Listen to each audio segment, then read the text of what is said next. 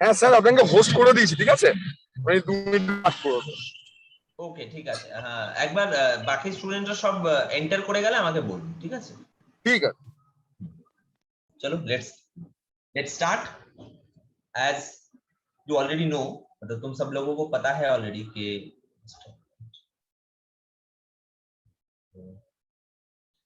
आज का टॉपिक है एसएच। ओके तो স্যার রেকর্ডিংটা অন করে দেবে না? হ্যাঁ অন করে দিয়েছি, হ্যাঁ অন করা আছে। ওকে अच्छा students already you have got the question paper right? Yes sir. Okay तो मतलब ऑलरेडी तुम लोगों ने थोड़ा बहुत तो एसएचएम के बारे में मतलब थोड़ा रिवीजन करके तुम लोग आए हो, तो मैं चाहूंगा कि जब कुछ क्वेश्चन किया जाए तो तुम लोग आंसर करो, ठीक है? तो एक डिस्कशन बेस्ड एक सेशन हो पाएगा। ओके और क्योंकि ये तुम्हें पता है कि almost 30 question we need to solve, okay, within 1.5 hour, तो मतलब ऑलमोस्ट 3 मिनट से ज्यादा मैं नहीं दे पाऊंगा हर टॉपिक के लिए, मतलब हर क्वेश्चन के लिए। ओके तो चलो स्टार्ट करते हैं।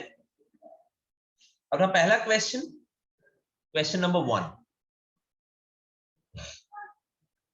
क्या कहा गया है कि विच of the following expression does not represent a simple harmonic motion?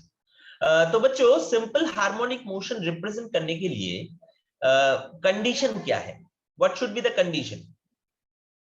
या फंक्शन कैसा होना चाहिए कि वो एक सिंपल हार्मोनिक मोशन होगा? तो देखो फंक्शन एक साइन फंक्शन या कोसाइन फंक्शन होना चाहिए, और वो सिंगल साइन या कोसाइन फंक्शन होना चाहिए, है ना? सिंपल हार्मोनिक मोशन शो करने के लिए सिंगल साइन या कोसाइन फंक्शन होना चाहिए। तो यहाँ पे देखो जो पहला ऑप्शन है x is equal to a cos omega t plus del, ये तो ऑब्वियसली एक कोसाइन फंक्शन है, तो that is an SHM. Okay x is equal to a cos omega t plus del, तो ये कोसाइन फंक्शन, तो ये एक एसएचएम है, ये SHM simple harmonic motion function है ए। फिर ऑप्शन बी में आ जाते हैं, x is equal to b cos omega t plus 5, ये भी एक सिंपल हार्मोनिक मोशन कर रहा है, ऐसा एक फंक्शन है, क्योंकि ये भी एक कोसाइन फंक्शन है, सिंगल कोसाइन फंक्शन। अब देखो सी है x is equal to a tan omega t plus 5। अब देखो ये omega t plus 5 tan function जो है वो पीरियोडिक फंक्शन तो है लेकिन सिंपल हार्मोनिक नहीं है। क्यों? क्योंकि देखो ये जो पीरियड करता है ये फ्रॉम मतलब minus infinity two plus infinity में जाता है। ओके ना? तो इसीलिए यहां पर हम लोग इसको हम लोग एसएचएम नहीं कह सकते, नॉट एसएचएम। देखो थोड़ा तुम लोगों को कंफ्यूज करने के लिए जो ऑप्शन डी है which is x is equal to a sin omega t into cos omega t, देखो ये यहां पर दो साइन, मतलब एक साइन फंक्शन और एक कोसाइन फंक्शन है, इजंट इट? तो यहां पे इसको भी हम लोग एक सिंगल साइन फंक्शन में रिप्रेजेंट कर सकते हैं। कैसे? सोचो यहां पर हम लोग एक हाफ मल्टीप्लाई कर दिया, तो एक 2 भी मल्टीप्लाई कर सकते हैं, मतलब 2/2 ऐसे मल्टीप्लाई कर दिया, तो 2 sign omega T into cos omega t, तो ये हो गया a/2, 2 sine theta cos theta मतलब साइन 2 थीटा का फॉर्मूला, तो साइन 2 ओमेगा टी ऐसा हो गया, तो ये भी एक सिंगल साइन फंक्शन हो गया, तो ये भी एक एसएचएम होगा। ओके तो अपना मतलब कौन सा ऑप्शन करेक्ट होगा? Option number C which is not SHM. Am I clear बच्चों? समझ में आया? बच्चों समझ में आया? हेलो? Yes sir. ठीक, तो चलो आ जाते हैं नेक्स्ट क्वेश्चन। नेक्स्ट क्वेश्चन क्या कहा गया है? Two simple harmonic motion with same frequency act on a particle at right angle along x axis and y axis. If two amplitudes are equal and the phase difference is pi/2, amplitude दोनों का ही equal है, मतलब a पकड़ सकते हैं और phase difference is pi by 2, then resultant motion will be what?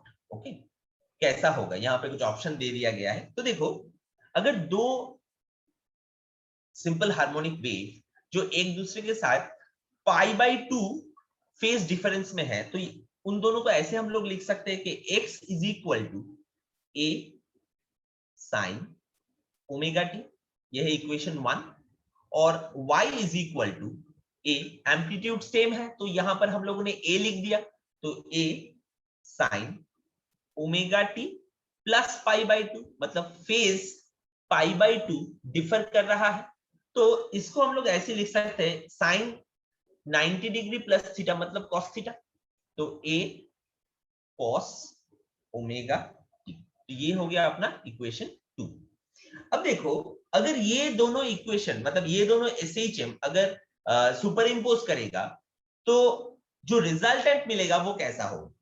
देखो, अगर हम लोग ऐसा करें कि इक्वेशन 1 एंड इक्वेशन 2 को स्क्वायर करके अगर ऐड किया जाए तो हमारे पास क्या आएगा? देखो, x square plus y square is equal to a square sine square omega t plus a square cos square omega t. Okay, तो यहाँ पे अगर ए स्क्वायर कॉमन ले लिया जाए तो sine square theta plus cos square theta मतलब 1, तो सिर्फ ए स्क्वायर हो जाएगा, x square plus y square is equal to a square, मतलब ये एक सर्किल हो गया जिसका ओरिजिन है 0,0 पॉइंट में, सर्किल विथ ओरिजिन, मतलब विथ सेंटर एट ओरिजिन, मतलब 0,0 पॉइंट, और इसका रेडियस क्या है? रेडियस उस सर्किल का क्या होगा? ए। तो मतलब जो रिजल्टेंट मिलेगा वो सर्कुलर होगा, तो कौन सा option? Option number A. Okay बच्चों, तो अब आ जाते हैं अपने नेक्स्ट क्वेश्चन में।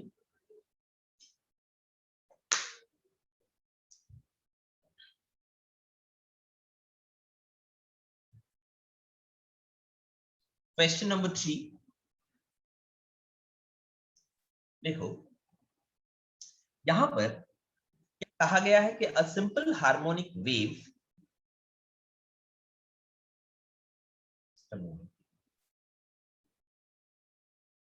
क्या कहा जा रहा है कि a simple harmonic wave having an amplitude and time period t is represented by the equation. तो एम्पलीट्यूड कितना है इसका? एम्पलीट्यूड कितना है? एम्पलीट्यूड है a एंड टाइम पीरियड है t। Time period is t is represented by the equation। Equation क्या है? y is equal to 5 sin pi into t plus 4, pi into t plus 4 इतना मीटर है। Then the value of amplitude and time period is how much? हमें क्या निकालना पड़ेगा? Amplitude कितना है एंड टाइम पीरियड। ये एकदम सिंपल सा क्वेश्चन है, इसको ऐसे कर लेंगे, अगर इस पाई को हम लोग मल्टीप्लाई करके अंदर रख देते हैं तो y is equal to 5 sine pi t plus 4 pi, इतना मीटर हो गया। ये हो गया अपना इक्वेशन 1। तो जो सिंपल हार्मोनिक मोशन का जनरल इक्वेशन है वो अगर लिखे तो y is equal to a sine omega t plus 5 हो गया, तो ये हो गया इक्वेशन 2। तो अगर 1 एंड 2 को तुम लोग कंपेयर करते हो तो a इज इक्वल टू क्या हो जाएगा? 5 मीटर हो जाएगा, तो अपने पास a आ गया, एम्पलीट्यूड आ गया। Okay, and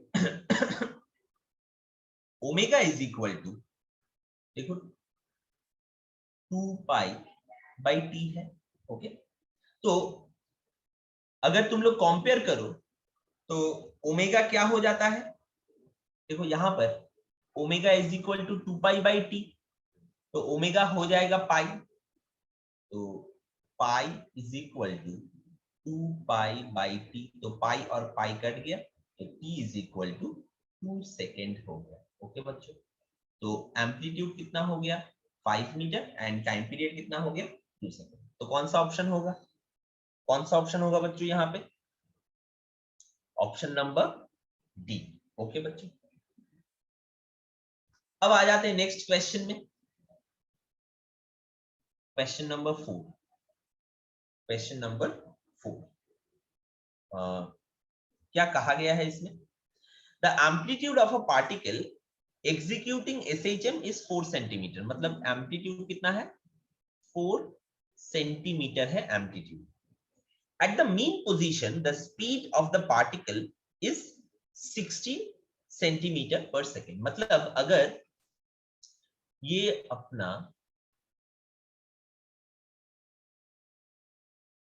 simple harmonic motion कर रहा है एक ऑब्जेक्ट, सोचो ये है उसका मीन पोजीशन। ओके, ये है उसका मीन पोजीशन। तो at mean position the speed of the particle is 16 meter per second. तो यहां पर उसका जो स्पीड है that is 16 meter per second. तो v is equal to 16 meter per second. Okay, अब देखो मीन पोजीशन में जो स्पीड होता है वो स्पीड मैक्सिमम होता है ना। क्यों, देखो क्योंकि हमें पता है कि v is equal to omega into root over a square minus x square and at mean position x is equal to 0, therefore v will be omega into a, और यही होता है v max, यही हो जाता है v max। तो यहां पर v max हो गया कितना 16 metre, sorry 16 centimetre per second. Okay, अब क्या कहा जा रहा है कि the distance of the particle from the mean position at which the speed of the particle become 8√3 centimeter per second. मतलब ऐसा पकड़ लेते हैं कि सोचो यहां पे कहीं पर ये ऑब्जेक्ट है, ये पार्टिकल है, जब उसका डिस्टेंस मीन पोजीशन से कितना है, चलो x पकड़ लेते हैं, और उस टाइम पे उसका जो स्पीड है दैट इज 8√3 सेंटीमीटर। ओके, तो जब इसका speed v is equal to 8√3 centimeter per second होगा, तब उसका पोजीशन फ्रॉम मीन पोजीशन कितना होगा ये हमें निकालना है। तो दिस इज द प्रॉब्लम। ये एक सिंपल हार्मोनिक करने वाला एक ऑब्जेक्ट है जो मीन पोजीशन में उसका वेलोसिटी दे दिया गया है 16 सेंटीमीटर पर सेकेंड।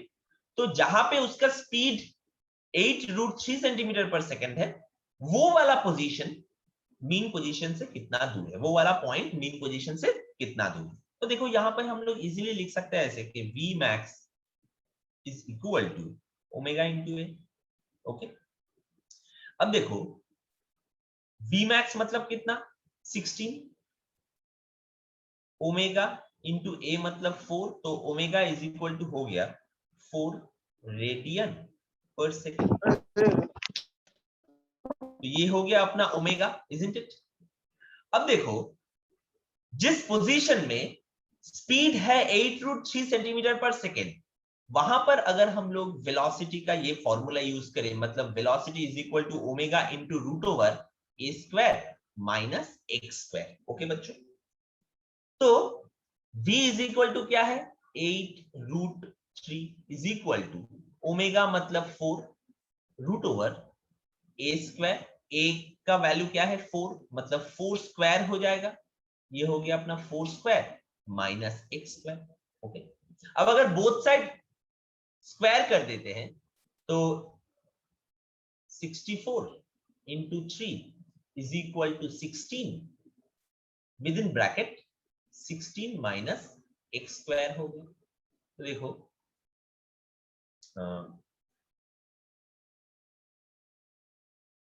इसको अगर इंटू द 16 4 ओके, तो यहाँ पे देखो ये हो गया 12 is equal to 16 minus x square. तो x square is equal to क्या हो जाएगा 16 माइनस 12, तो एक्स इज इक्वल टू क्या हो गया प्लस माइनस मतलब 2।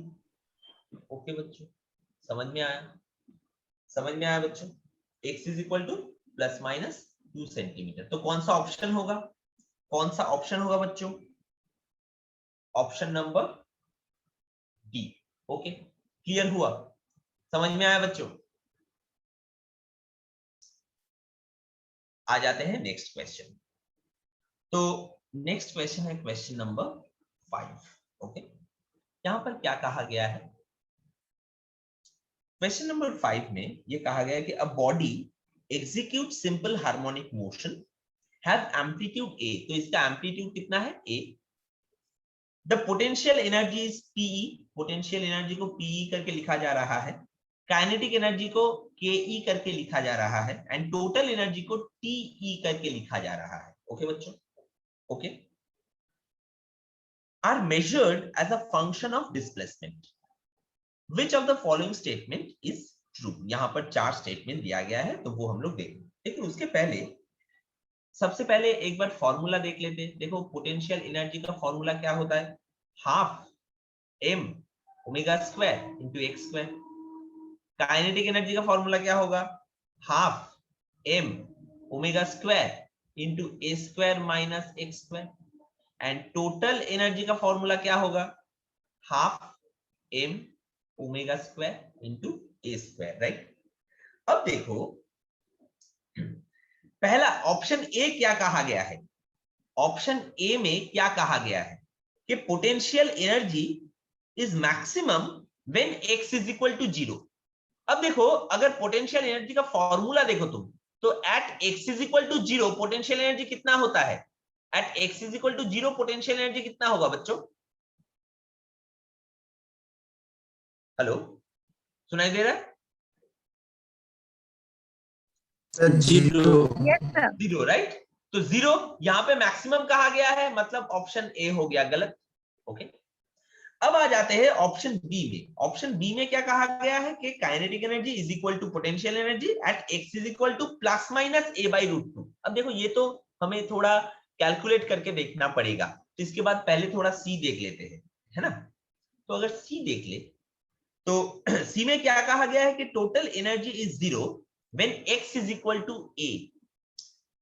अब देखो, x जब a है तब टोटल एनर्जी यहां पे 0 कहा गया है। अब देखो, टोटल एनर्जी कभी 0 थोड़ी होगा। एक ऑसिलेटिंग पेंडुलम के लिए हमेशा total energy will remain constant, half m omega square a square, तो वो तो कभी 0 होगा ही नहीं। तो ऑप्शन सी भी रॉन्ग है। अब देखो, आ जाते हैं ऑप्शन डी में। Kinetic energy is maximum when x is equal to a। जब x is equal to a होगा तब काइनेटिक एनर्जी कितना होगा बोलो तो?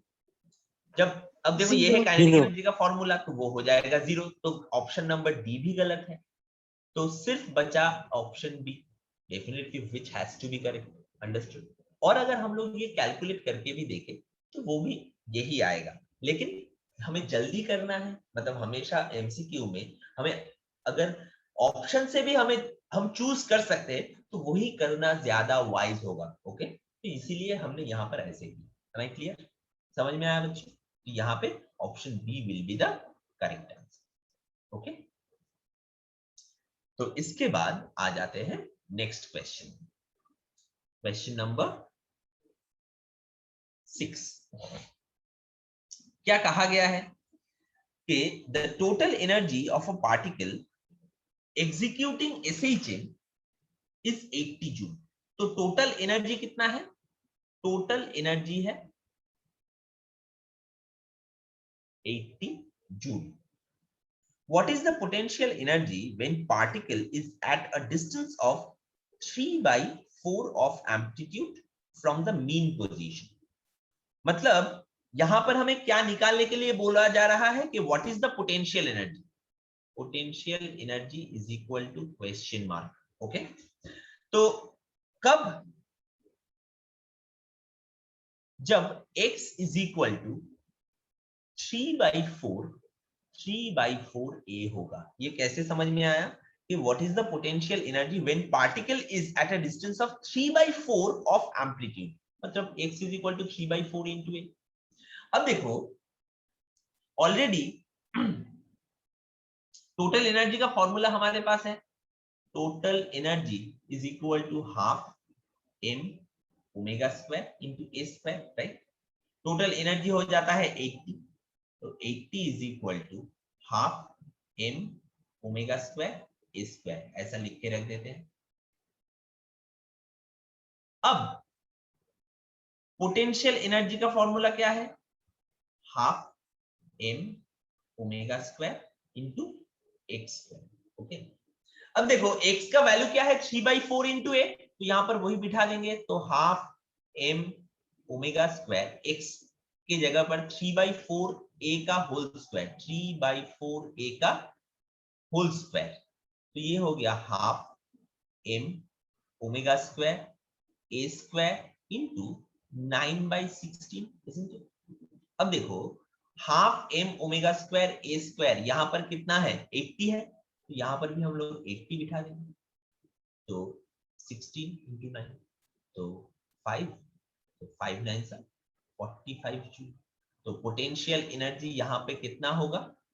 45 जूल। एम आई क्लियर बच्चों? समझ में आया? समझ में आया बच्चों? यस। तो कौन सा option? Option number D. Okay, option number D. आ जाते हैं नेक्स्ट क्वेश्चन में।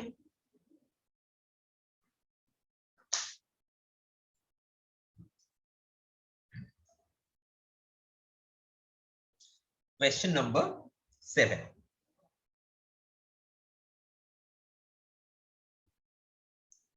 एक ग्राफिकल क्वेश्चन है। क्या कहा जा रहा है कि a graph of the square of velocity against the square of acceleration, मतलब velocity square versus acceleration square graph. मतलब अलोंग y एक्सिस होगा velocity square, along x axis होगा acceleration square of a given simple harmonic motion is what? Okay, so a graph of square of the velocity against the square of acceleration of a given simple harmonic motion is what? अब देखो, अगर हम लोग ऐसा करें कि v is equal to कितना होता है? What is the formula, general formula of v of a simple harmonic motion? a omega into cos omega t, isn't it? अगर y is equal to या x is equal to a sin omega t पकड़ लेते हैं तो v is equal to a omega cos omega t, या ऐसे भी लिखा जा सकता है कि omega into root over a square minus x square. Okay, तो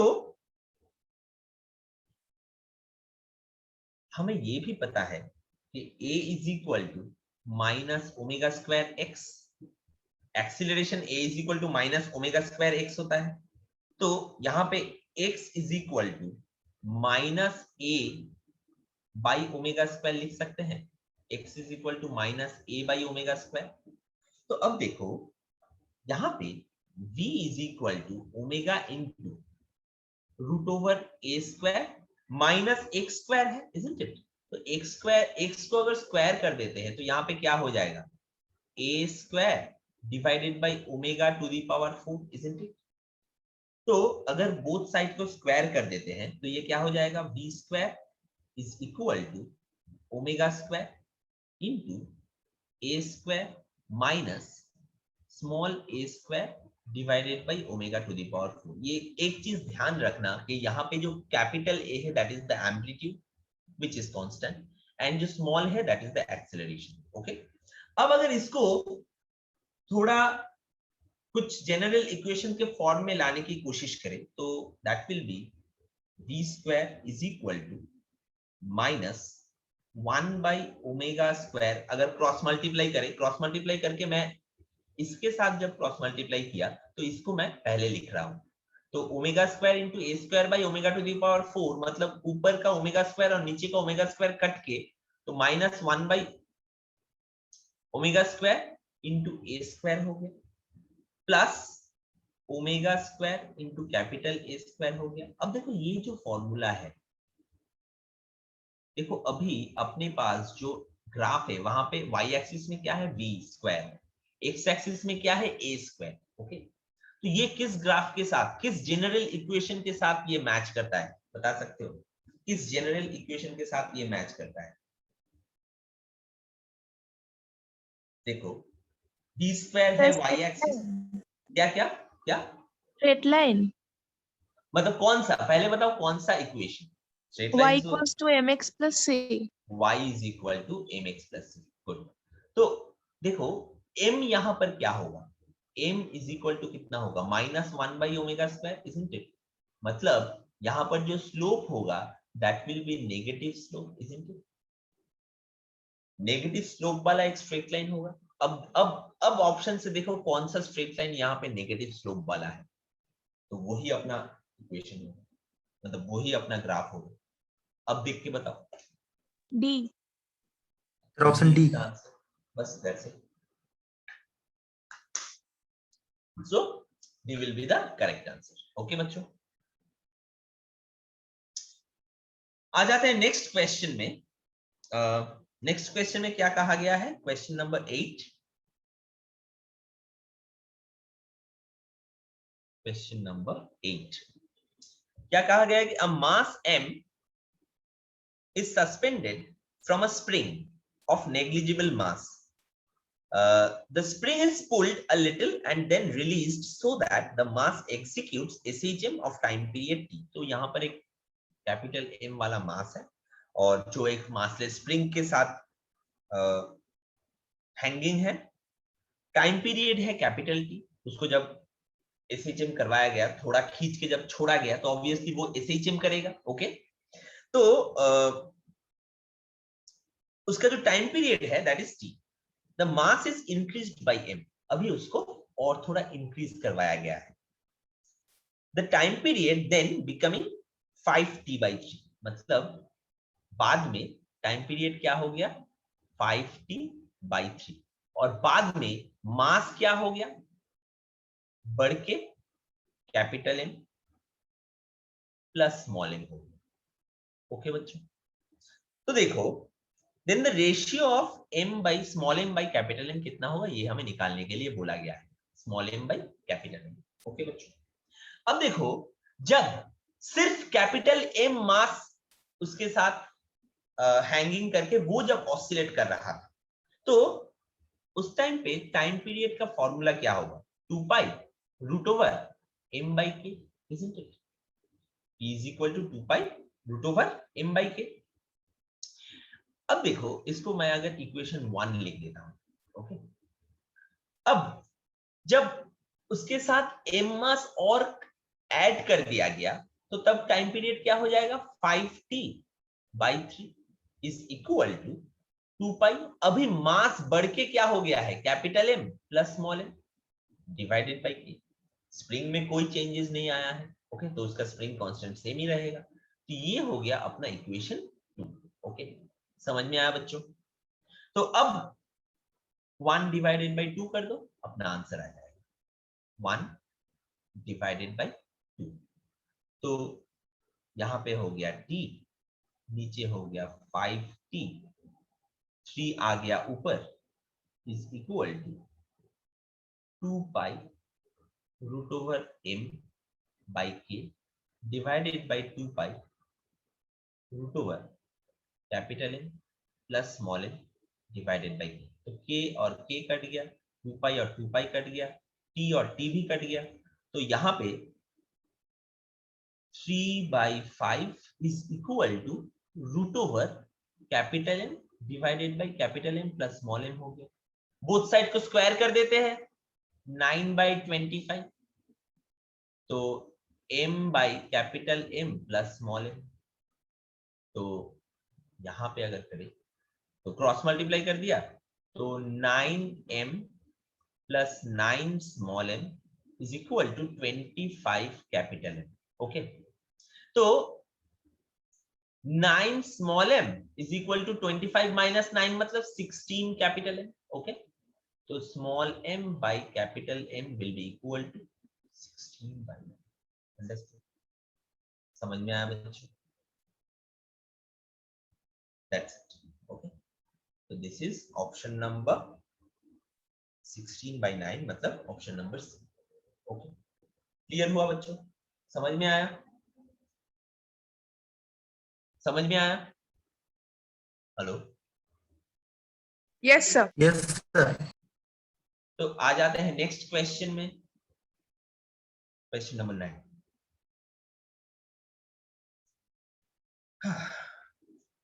A simple pendulum performs SHM about x is equal to 0. Okay, तो मतलब ओरिजिन से वो SHM परफॉर्म कर रहा है विद एन एम्पलीट्यूड a। तो यहां पर एम्पलीट्यूड कितना है? a है।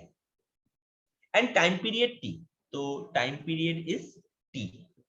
What is the speed of the pendulum at x is equal to a/2? तो v is equal to question mark, what is the speed? v is equal to question mark at x is equal to a by 2। Okay, तो देखो इसको कैसे करें।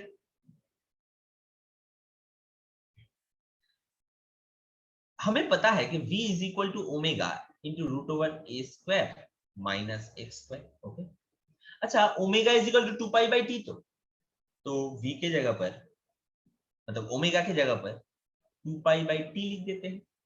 यहाँ पे a के जगह पर हमारा जो एम्पलीट्यूड है उसको हम स्मॉल a से लिख रहे हैं, तो इसीलिए कैपिटल A के जगह पर मैं स्मॉल a लिख देता हूं, ठीक है ना। तो small a square minus x square मतलब a/2 का होल स्क्वायर मतलब a स्क्वायर बाई 4। तो 1 माइनस 1/4 मतलब 3/4 हो जाएगा। तो v is equal to 2 pi by t into root over 3/4 into a square. तो a स्क्वायर और 4 बाहर आ जाएगा, तो v is equal to 2 pi by t, नीचे आ गया 2, ऊपर आ गया a एंड रूट 3। ओके, तो ये हो गया 2 और 2 कट गया, तो v आ गया अपना। तो v is equal to pi a root 3 divided by t. ये आ गया अपना v, अपना वेलोसिटी, अपना स्पीड। ओके, समझ में आया? समझ में आया बच्चों? ये जो ऑप्शन है that is option number A. Okay, clear हुआ? आ जाते हैं अपने नेक्स्ट क्वेश्चन में।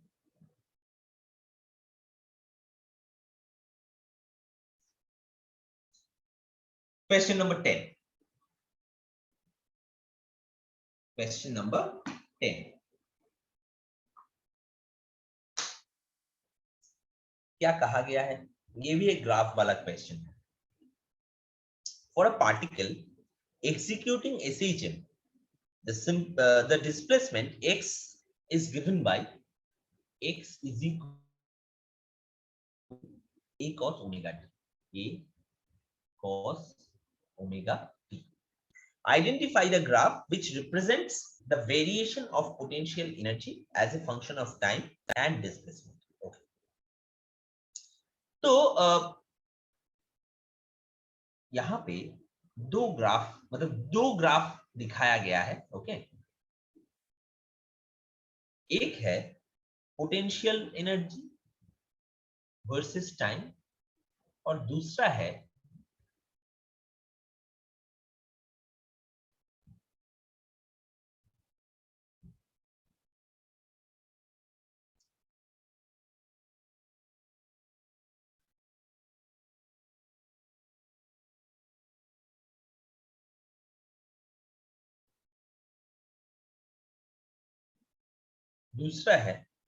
Potential energy versus position. Potential energy versus position. Okay, तो देखो अगर पोजीशन और पोटेंशियल एनर्जी के बीच रिलेशन निकालना चाहे तो potential energy is equal to क्या होगा? Half m omega square into x square. और अगर पोटेंशियल एनर्जी एंड टाइम के बीच रिलेशन निकालना चाहे तो potential energy is equal to क्या होगा? Half m omega square a square cos square omega t। क्यों? क्योंकि x is equal to a cos omega t है और यहाँ पे x की जगह पर अगर a cos ओमेगा टी बिठा दे तो x स्क्वायर मतलब a square cos square omega T हो जाएगा, isn't it? अब देखो यहाँ पे जो a cos ओमेगा टी है उसका तो फुल स्क्वायर हो रहा है, ओके, इसका स्क्वायर हो रहा है, तो ऑब्वियसली नेगेटिव जो पार्ट है वो नहीं रहेगा क्योंकि स्क्वायर होके सारा पॉजिटिव पार्ट रहेगा। तो cos का जब जीरो होता है, t जब जीरो होगा तो cos का वैल्यू क्या होगा बोल सकते हो? If t is equal to zero then cos का वैल्यू कितना होगा? देखो t जीरो मतलब ये टोटल कितना हो गया, ओमेगा इंटू जीरो मतलब जीरो, तो cos जीरो डिग्री मतलब कितना होता है? cos 1. Zero degree 1। तो ये यहां से स्टार्ट होगा, यहां से स्टार्ट होगा, फिर ऐसे चलेगा, ऐसे चलेगा। और अगर ये देखे potential energy is equal to half m omega square x square, तो ये जो पोटेंशियल एनर्जी है जब at x is equal to zero, देखो ये है x is equal to zero, ये है x is equal to zero, तो x is equal to zero में पोटेंशियल एनर्जी कितना हो जाएगा? जीरो हो जाएगा। मतलब यहाँ पे जो ग्राफ होगा, जो दो ग्राफ दिखाया गया है उसमें से देखो जो ग्राफ नंबर 3 है वो x के जगह पर वो जीरो है, और ग्राफ नंबर जो 4 है वो x जब जीरो है वो मैक्सिमम पोजीशन में है। तो ऑब्वियसली ग्राफ नंबर 4 तो हम लोग नहीं पकड़ेंगे, तो क्या पकड़ेंगे? ग्राफ नंबर 3 जो at x is equal to zero, जो जीरो में है। क्यों? क्योंकि हमें पता है कि x is equal to zero जब होगा तब पोटेंशियल एनर्जी भी जीरो होगा, तो इसीलिए यही ग्राफ हम लोग चूज करेंगे। तो ये वाला ग्राफ था ग्राफ नंबर 1 और ये वाला ग्राफ था ग्राफ नंबर 3, ठीक? तो ग्राफ नंबर 1 एंड 3, तो कौन सा ऑप्शन हुआ? ऑप्शन नंबर ए। क्लियर? समझ में आया बच्चों? क्लियर यस हुआ? सर। बोलो। तो अभी आ जाते हैं अपने नेक्स्ट क्वेश्चन।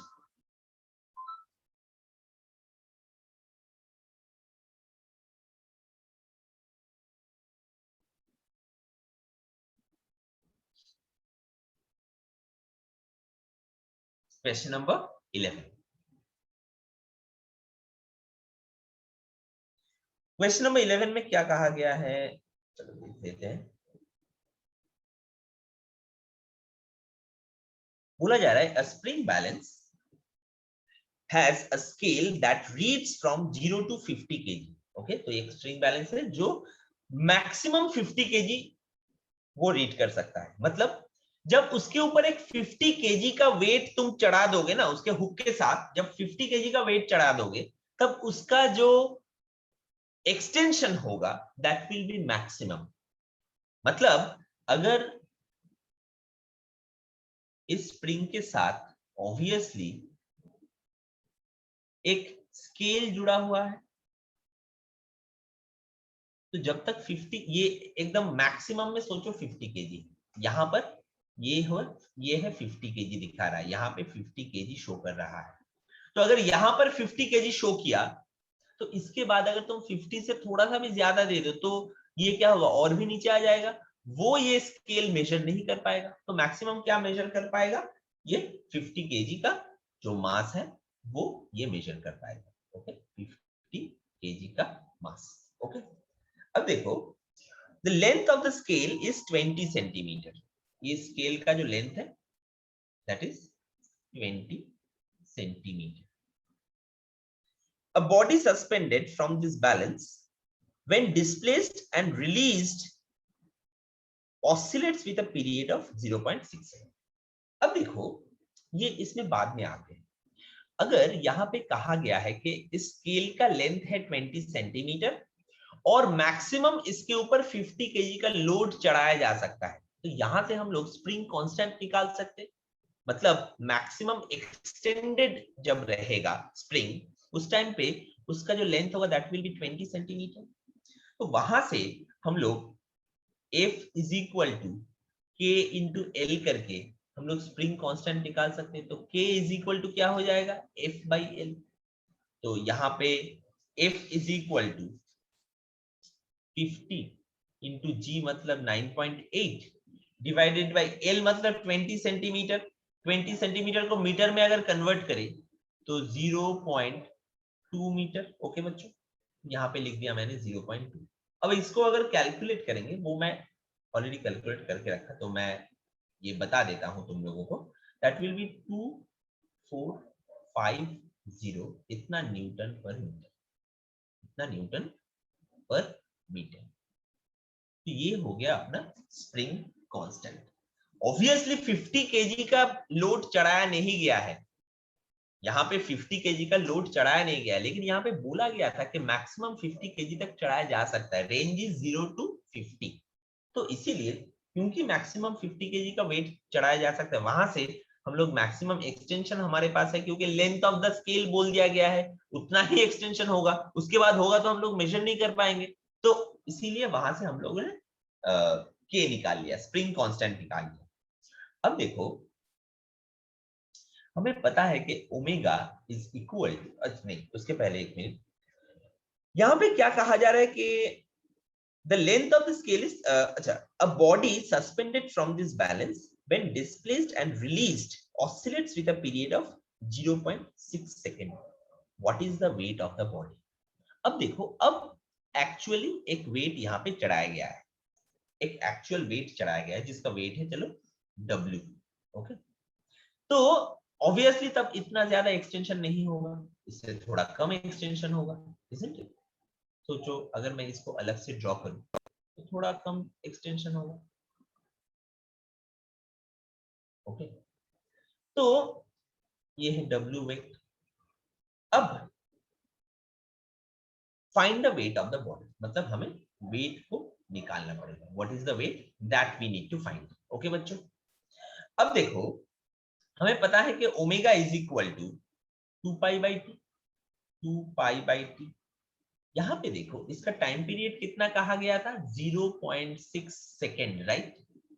टाइम पीरियड यहाँ पे 0.6 सेकेंड बोला गया है। जिस ऑब्जेक्ट को चढ़ाया गया है, जिसका वेट हमें निकालना है, उसका टाइम पीरियड कितना है, 0.6 सेकेंड। तो t is equal to, omega is equal to 2π/t, तो 2π डिवाइडेड बाय 0.6, तो ये कितना हो जाएगा, ओमेगा इज इक्वल टू, अगर इसको कैलकुलेट करें तो मैं सिर्फ लिख देता हूं इसको, 10.47 इतना radian per second. Okay, 10.47 radian per second. अब देखो हमें पता है कि omega square is equal to k/m, isn't it?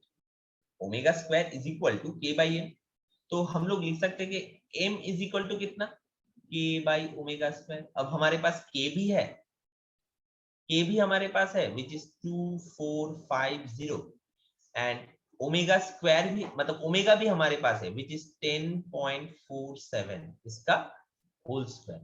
Therefore m, अगर इसको हम लोग कैलकुलेट करें तो m का जो वैल्यू आएगा दैट विल 20 kg। तो m का वैल्यू होगा 22.35 kg। अब हमें निकालने के लिए क्या बोला गया है, वेट निकालने के लिए बोला गया है। तो W इज इक्वल टू क्या होगा, m इंटू, तो 22.35 इंटू g मतलब 9.8, तो ये जो आएगा that will be 219, almost W will be equal to 219 इतना न्यूटन। तो ये किसके साथ इक्वल हो रहा है, कौन से ऑप्शन के साथ इक्वल हो रहा है, वेट कितना होगा इसका, what will be the weight, this option A. हमें क्लियर, समझ में आया बच्चों? Hello, yes sir. Yes, sir. आ जाते हैं नेक्स्ट क्वेश्चन में, क्वेश्चन नंबर 12। क्वेश्चन नंबर 12 क्या कहा जा रहा है कि a mass m is suspended from a massless spring, an additional mass small m stretches it further by a distance x, the combined mass will oscillate on the spring with the time period what? Okay, देखो ऐसा एक spring है जिसके साथ एक capital M मास जुड़ा गया था। ओके, अब तो अब जब कैपिटल एम मास जुड़ा रहता है तो टी क्या होता है, t is equal to 2 pi root over m by k, isn't it? Time period हो जाता है t is equal to 2 pi root over m by k. लेकिन अगर ऐसा है,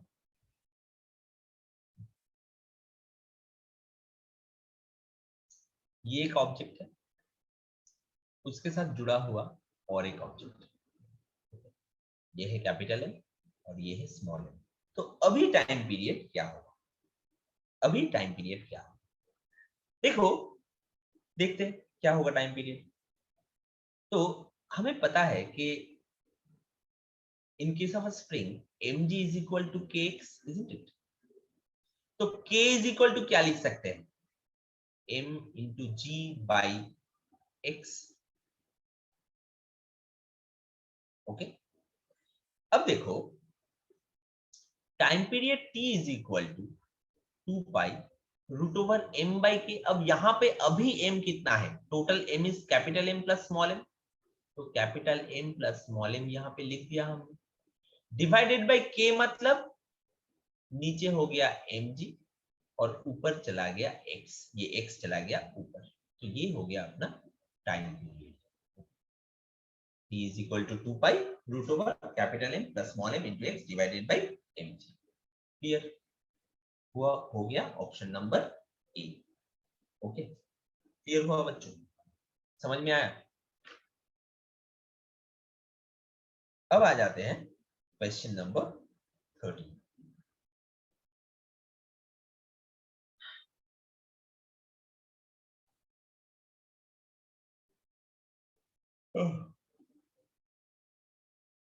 थर्टीन क्या कहा गया है, देखो 13 में एक ग्राफ दिया गया है, कहा गया है कि the displacement time graph of a harmonic oscillator is shown below, the frequency of the oscillator is how much. देखो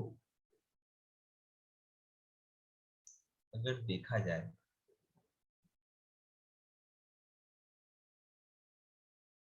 जो ग्राफ है वो ऐसा है,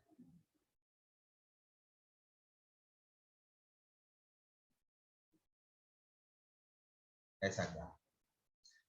यहां पर अलोंग एक्स एक्सिस है time in second, along y axis है डिस्प्लेसमेंट, मीटर में ही होगा डिस्प्लेसमेंट इन मीटर। तो यहां पर है 2, यहां पर है माइनस। अब ये है, ये जो पॉइंट है यहां पर है, ये है 0.01 सेकेंड, 0.01, ये है 0.02, 0.02 और ये पोर्शन है 0.03। ओके, हमें क्या निकालना है, find the frequency, frequency of the oscillator कितना होगा वो हमें निकालना है। अब देखो ये तो हमें पता है कि time period is equal to 1 by frequency, तो frequency is equal to 1 by time period लिख सकते हैं। अब यहां पर अगर टाइम पीरियड हम लोग निकाल ले, यहाँ पे अगर टाइम पीरियड निकाल लेते हैं तो ऑब्वियसली अपना ये फ्रीक्वेंसी निकल जाएगा। अब देखो बच्चों, यहां से लेके इस पॉइंट से लेके इस पॉइंट को देखो, अगर मैं इसके बाद का पोर्शन ड्रॉ करूं तो वो कैसा होगा, ऐसा होगा। तो देखो अगर तुम यहां से लेके यहां तक का पोजीशन देखो तो ये एक फुल वेव है ना, इजंट इट? यहां से लेके यहां तक का पोजीशन एक फुल वेव है, तो एक फुल वेव ट्रैवल करने के लिए कितना टाइम लगता है, the time required to travel a full wave कितना होता है, टी टाइम, इजंट इट? अब देखो तो यहां से यहां पे यहां से यहां तक का टाइम कितना होगा, यहां से यहां तक का टाइम t/2, तो t/2 है 0.01 to 0.03, मतलब 0.03 minus 0.01, that is equal to 0.02, इतना सेकेंड होगा। ठीक है, तो अगर ये है 0.02 therefore, और that is t/2, therefore t is equal to what, 2 into 0.02, that is t is equal to 0.04 second, isn't it? तो अगर t is equal to 0.04 second है तो फ्रीक्वेंसी क्या हो जाएगा 1 by t which is 1 by 0.04, तो that will be 4 into 100, okay, ये हो गया 25 हर्ट्ज, okay, फ्रीक्वेंसी कितना हो गया 25 हर्ट्ज। हमें क्लियर समझ में आया बच्चों? क्लियर हुआ? Hello, Yes, sir. चलो ये हो गया ऑप्शन ए। आ जाते हैं नेक्स्ट क्वेश्चन में, क्वेश्चन नंबर 14। क्वेश्चन नंबर 14 देखो, 14 का जो क्वेश्चन है ना, ये मैंने कभी एनसीईआरटी में देखा, एनसीईआरटी मतलब एक सीबीएसई का एक क्वेश्चन है, तो ये नीट लेवल एक क्वेश्चन है, इसको कहा जा सकता है, लेकिन एकदम कॉन्सेप्ट है, एकदम कॉन्सेप्चुअल एक क्वेश्चन है, तो वो कॉन्सेप्ट ही मैं तुम लोगों को समझाऊंगा। ओके, क्या कहा गया है कि a cylindrical piece of cork of density, यहाँ पे देखो डेंसिटी की जगह पर कुछ कहा नहीं गया है, दैट या नीचे कहा गया है कि डेंसिटी उसका रो है। ओके, एक कॉर्क है,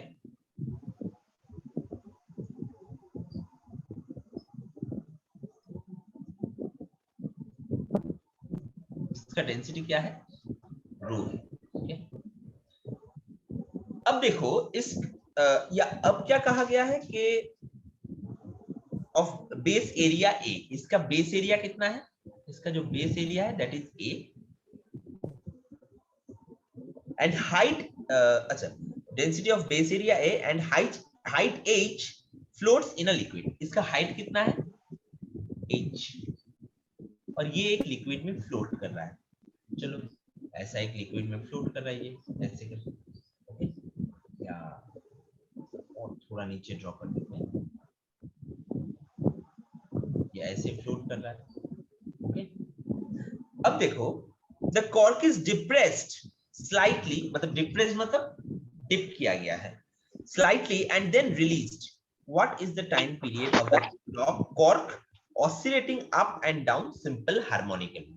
अब देखो इसको अगर मैं कंप्लीट करूं, जब इसको प्रेस किया गया था नीचे, जब इसको नीचे प्रेस किया गया था तो ऑब्वियसली ये थोड़ा नीचे चला जाएगा, तो ये था जब प्रेस नहीं किया गया था, अब जब प्रेस किया गया है तो मैं दिखाऊंगा तुम लोगों को, थोड़ा ये नीचे चला गया था जब ये प्रेस किया गया था,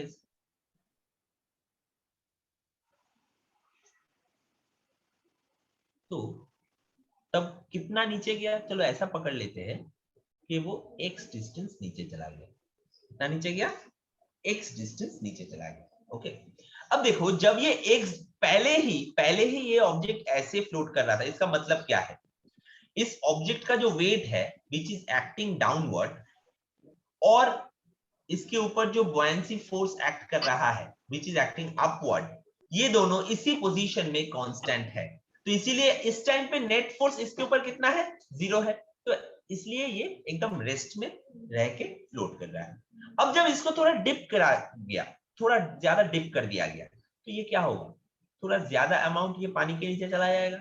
जब ये थोड़ा ज्यादा अमाउंट पानी के नीचे जाएगा तब ये थोड़ा ज्यादा पानी भी रिप्लेस कर देगा, जब ज्यादा पानी रिप्लेस होगा तो बुयांसी फोर्स वेट से बढ़ जाएगा ना, तो at that time buoyancy force will be greater than weight, और जो buoyancy force greater than weight होगा उसी फोर्स के लिए ये ऑसिलेट करना स्टार्ट करेगा। Okay, that will act as an restoring force, okay, the excess buoyancy force. Okay, अब देखो अगर ये x डिस्टेंस नीचे गया है तो कितना पानी इसने रिप्लेस किया है, ये यहां से यहां तक टोटल कितना पानी रिप्लेस कराया गया है, अगर वो देखे, देखो इसका जो वॉल्यूम है, अब इसका वॉल्यूम कितना है, x into area, isn't it, क्योंकि इसका cross sectional area is a, तो x into a is the volume. अब जिस लिक्विड के अंदर इसको रखा गया है उस लिक्विड का जो डेंसिटी है दैट इज ρ1, और इसका जो डेंसिटी है दैट इज ρ। ओके, तो इस कॉर्क का डेंसिटी है ρ, लिक्विड का डेंसिटी है ρ1, तो जितना मास का फ्लूइड इसने रिप्लेस किया है वो कितना होगा, डेंसिटी इनटू वॉल्यूम। तो density of the replaced fluid कितना, ρ1, वॉल्यूम कितना, x इनटू a। तो वेट कितना होगा, this is the mass of the replaced fluid, what will be the weight of the replaced fluid into g, and that only will act like restoring force F। तो F will be equal to ρ1 x a into g। ये portion समझ में आया बच्चों, हाँ या ना बोलो, ये समझ में आया, समझ में आया? अगर नहीं आया तो बताओ।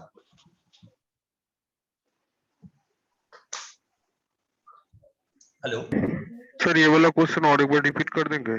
हाँ जरूर। देखो यहां पे सोचो, पहले ये अपना कॉर्क है, ये है वाटर लेवल, तो इतना नीचे, ये नीचे का पोर्शन है, ये ऊपर का पोर्शन। इसका मतलब क्या है, वेट ये जब इतना डिप हुआ है, इतना तक जब डिप हुआ है, तो ऑब्वियसली ये इतना वॉल्यूम का लिक्विड को रिप्लेस कर देगा, और जितने वॉल्यूम का लिक्विड को रिप्लेस करेगा उतना अमाउंट में हमें बुयांसी फोर्स मिलेगा।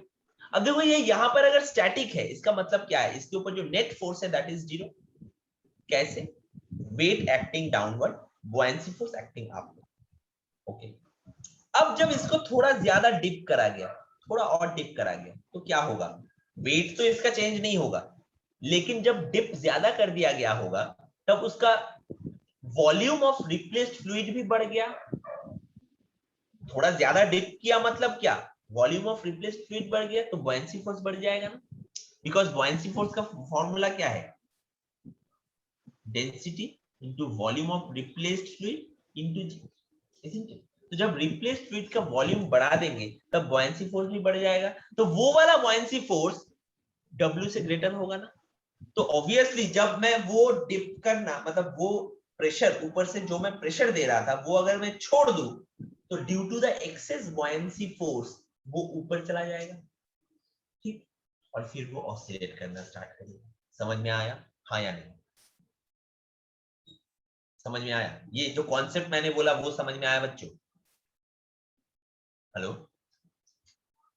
Hello, yes sir. ओके, अब देखो, तो वो एक्सेस बुयांसी फोर्स कितना होगा, जितना एक्सेस लिक्विड रिप्लेस हुआ है वो होगा एक्सेस बुयांसी फोर्स। कितना एक्सेस फ्लूइड रिप्लेस हुआ है, जितना एक्सेस डिप करवाया गया है। तो जब डिप करवाया गया तो हमने देखा कि x height was extra dip हुआ है, तो वॉल्यूम क्या होगा, x इंटू ए। मास क्या होगा, x into a into ρ1, density, volume into density. तो वेट क्या होगा, इंटू जी, तो that will be the restoring force। तो F is equal to ρ1 into x into a into g। समझ में आया? तो this is the restoring force। अब देखो, अगर हमें मास ऑफ द कॉर्क जानना है, मास ऑफ कॉर्क, तो डेंसिटी इनटू वॉल्यूम कर देते हैं। कॉर्क का डेंसिटी हमें पता है रो, कॉर्क का वॉल्यूम कितना होगा, cross sectional area is a and height is h, तो volume of the cork is a into h, and density उसके साथ अगर मल्टीप्लाई कर दे तो we will get the mass of the cork. तो मास ऑफ द कॉर्क क्या होगा, rho into a into h। Okay, अब देखो, अगर हम लोग ये यूज करेंगे, P is equal to 2 pi root over m by k, time period का जो जनरल इक्वेशन है। तो एक चीज देखो, F is equal to ρ1 x ag, और फोर्स का मतलब सिंपल हार्मोनिक मोशन का जो जनरल इक्वेशन होता है that is F is equal to k into x, isn't it? तो यहाँ पे अपने पास k का वैल्यू क्या आता है, अगर तुम इन दोनों इक्वेशन को अगर कंपेयर करो तो k का वैल्यू क्या होगा, k will be equal to ρ1 into a into g।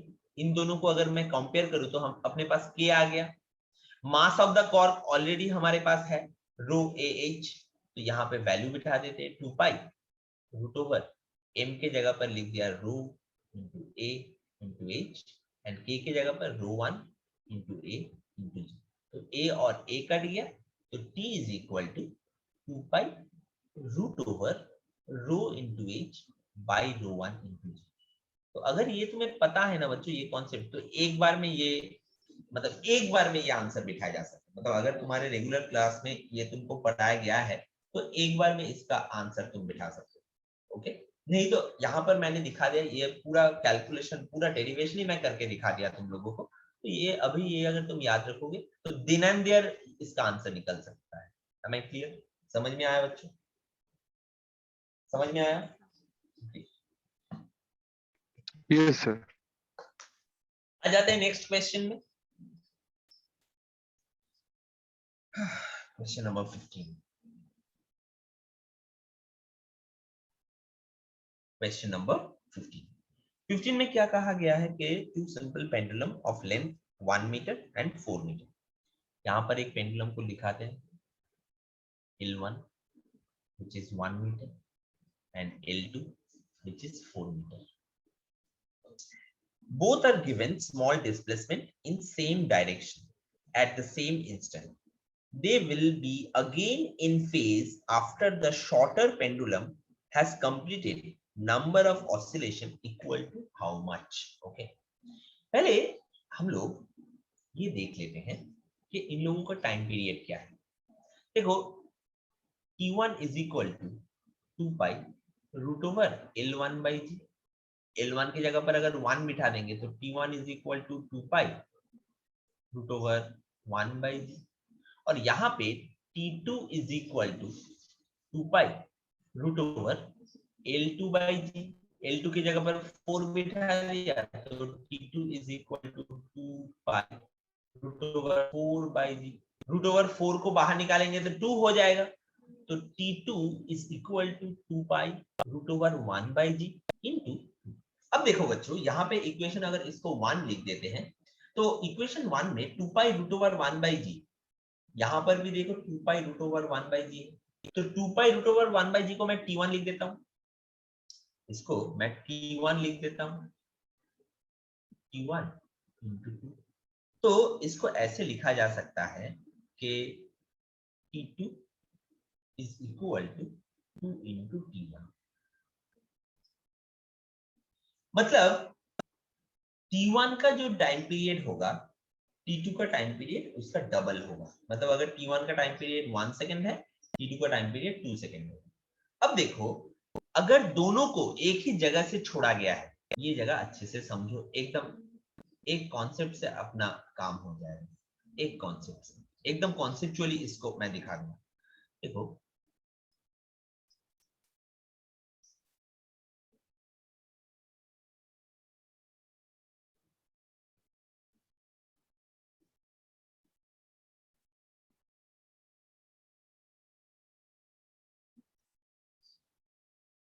ये अपना पेंडुलम, ओके। दोनों पेंडुलम ही ऐसे जगह पर एक ही जगह पर एक ही टाइम पे छोड़ा गया था दोनों पेंडुलम को, लेकिन दोनों पेंडुलम में लेंथ के लिए उनका जो टाइम पीरियड वो अलग अलग था। अब देखो जो पहला पेंडुलम है, पेंडुलम नंबर 1, उसका जो टाइम पीरियड है वो पेंडुलम नंबर 2 के टाइम पीरियड के हाफ है। 2 का जो टाइम पीरियड है वो डबल है पेंडुलम नंबर 1 का। अब सोचो अगर मतलब ऐसा देख लेते इसको, अगर मैं T1 is equal to, अगर मैं T पकड़ूं तो T2 is equal sir to क्या आपका हो वॉइस जाएगा? नहीं आ रहा है। हेलो, नहीं सुनाई नहीं दे रहा है? Hello hello, Yes, sir. हाँ सुनाई दे रहा है? Yes sir. मुझे दे रहा है सर। ओके, तो तुम मतलब जिसको नहीं दे रहा है एक बार अपना इंटरनेट कनेक्शन चेक कर। ओके, तो देखो इसका टाइम पीरियड जो है T1 का टाइम पीरियड, मतलब L1 का टाइम पीरियड जो है L2 का टाइम पीरियड उसका डबल है। इसको ऐसे एग्जांपल करके सोचते हैं कि अगर इसका टाइम पीरियड 2 सेकंड है तो इसका टाइम पीरियड 4 सेकंड है। इसका टाइम पीरियड अगर 2 सेकंड है तो इसका टाइम पीरियड है 4 सेकंड। 2 सेकंड इसका टाइम पीरियड है, मतलब ये 2 सेकंड में यहां पे जाता है और फिर यहां पर आ जाता है। ओके, तो वहीं पर जो L2 वाला पेंडुलम है वो 4 सेकंड में यहां पे जाता है और फिर यहां पर आता है, isn't it? अब देखो जब 2 सेकंड में पेंडुलम नंबर 1 अपने जगह पर वापस आ गया है तब पेंडुलम नंबर 2 कहां पर था? कोई बता सकता है मुझे? जब पेंडुलम नंबर 1 एक पीरियड कंप्लीट करने के बाद, एक ऑसिलेशन कंप्लीट करने के बाद अपने पोजीशन में फिर से वापस आ गया है, तब पेंडुलम नंबर 2 कहां पर था? तब पेंडुलम नंबर 2 कहां पर था? क्योंकि पेंडुलम नंबर 2 का जो टाइम पीरियड है दैट इज 4 सेकेंड, अगर हम लोग पकड़ लेते हैं तो वो कहां पर था? इस पोजीशन में था ना, हाफ डिस्टेंस आया होगा वो। Yes, sir. तो ये है पेंडुलम 2 का पोजीशन। अच्छा, फिर से अनदर 2 सेकेंड में क्या होगा? पेंडुलम नंबर 1 क्या करेगा? वो फिर से यहां पर जाएगा और फिर से यहां पर वापस आ जाएगा, ठीक। और फिर उतना 2 सेकेंड में ये पेंडुलम नंबर 2 कहां तक जाएगा? फिर हाफ डिस्टेंस जाएगा, मतलब यहां पर आके रुकेगा पेंडुलम नंबर 2। अब देखो, पहले जब इसको छोड़ा गया था उसके बाद फिर से ये दोनों फिर से मिल रहे हैं, isn't it? मतलब उसके बीच पेंडुलम नंबर 1 कितना ऑसिलेशन किया था? जब ये पेंडुलम नंबर 2 यहां पर गया था, यहां पर पहुंचा था, तब उसका एक ऑसिलेशन खत्म। जब वो यहां पर लौट के आया तब उसका फिर से और एक ऑसिलेशन खत्म। मतलब टोटल पेंडुलम 1 ने कितना ऑसिलेशन किया? 2 ऑसिलेशन। अंडरस्टूड और नॉट? समझ में आया या नहीं? हेलो, Yes, समझ sir. में आया? तो ये 2 ऑसिलेशन के बाद ये फिर से मतलब एक ही पोजीशन में आ जाएगा। ओके, तो that is our option. Okay, तो this will be option number A. Okay, clear? आ जाते हैं अपने नेक्स्ट क्वेश्चन में। यहां पर है क्वेश्चन नंबर 16। क्वेश्चन नंबर 16 क्या कहा जा रहा है क्वेश्चन नंबर 16 में? Question number 16 17 both of them are very easy, जल्दी खत्म हो जाएगा। क्वेश्चन नंबर 16 में जैसे इसको ड्रॉ किया गया है, वो कॉम्बिनेशन क्या है पता है बच्चों तुम लोगों को? तो कॉम्बिनेशन क्या है? इस कॉम्बिनेशन को हम लोग कैसा कॉम्बिनेशन बोलते हैं? Parallel. Parallel combination. और ये अगर K1 है, ये अगर K2 है, तो पैरेलल कॉम्बिनेशन में जो इक्विवेलेंट स्प्रिंग कांस्टेंट होता है वो क्या होता है? इनिशियल मतलब जो इंडिविजुअल स्प्रिंग कांस्टेंट्स का क्या होता है, कैसे रिलेटेड कैसे रहता है वो? K1 plus K2. K1 plus K2 बस हो गया, खत्म। K1 plus K2, तो T is equal to 2 pi root over m by K parallel. तो ये हो जाएगा T is equal to 2 pi root over m by K1 plus। Okay, समझ में आया? ये हो गया ऑप्शन नंबर डी। और क्वेश्चन नंबर 17 में आ जाते हैं। क्वेश्चन नंबर 17 में क्या कहा गया है? यहां पर भी मैं पहले डायग्राम ड्रॉ कर देता हूं।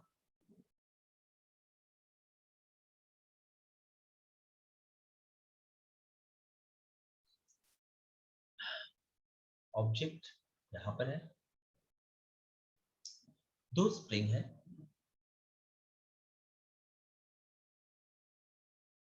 दोनों का स्प्रिंग कांस्टेंट K है। बोल सकते हो बच्चों ये कैसा कॉम्बिनेशन है? यहाँ पे ये 2 स्प्रिंग कैसे कॉम्बिनेशन में कनेक्टेड है? Series. Sir, parallel. Parallel not series. क्यों पता है?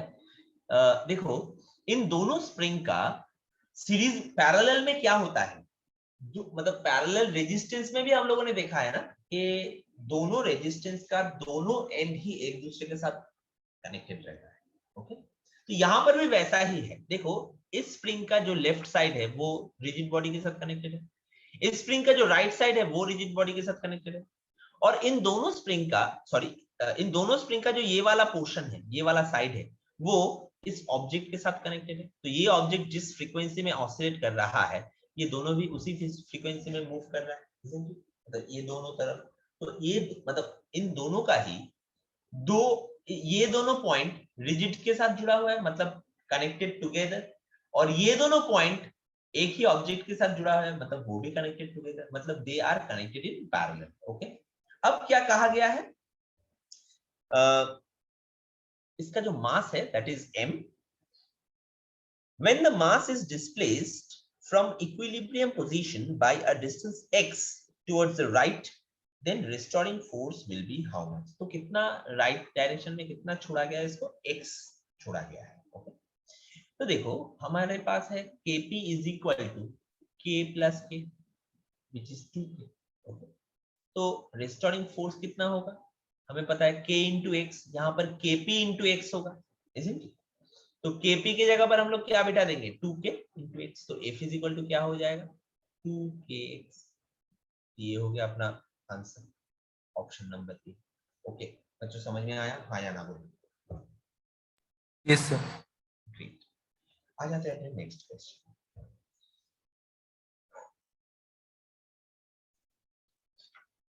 क्वेश्चन नंबर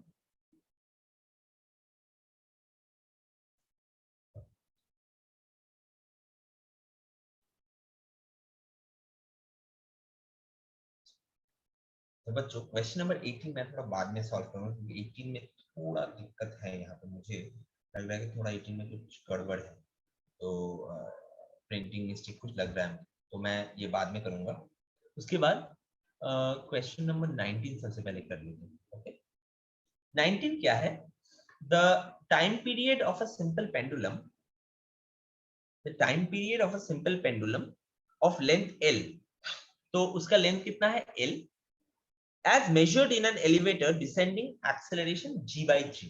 मतलब अगर ये अपना एलिवेटर है, यहां पर एक पेंडुलम है, यहां पर एक पेंडुलम है, ये पेंडुलम ऑसिलेट कर रहा है, ऐसे ऑसिलेट कर रहा है। अब देखो यहां पे ऐसा बोला जा रहा है कि जो लिफ्ट है वो g by 3 एक्सेलरेशन में नीचे जा रहा है। ओके, तो टाइम पीरियड क्या होगा, time period of the pendulum क्या होगा।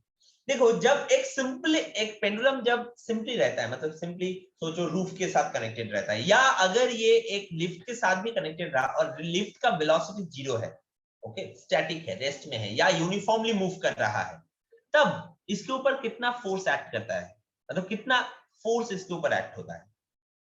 जब ये ऐसे ही है तो इसके ऊपर फोर्स क्या एक्ट कर रहा है, ग्रेविटेशनल फोर्स। अब देखो तो एक्सीलरेशन भी सिर्फ ग्रेविटेशनल एक्सीलरेशन होगा, isn't it? लेकिन जब ये g/3 एक्सीलरेशन में मूव कर रहा है, तब अगर इसका फ्री बॉडी डायग्राम ड्रॉ करें हम लोग, तब इसके ऊपर जो फोर्सेस एक्ट होंगे,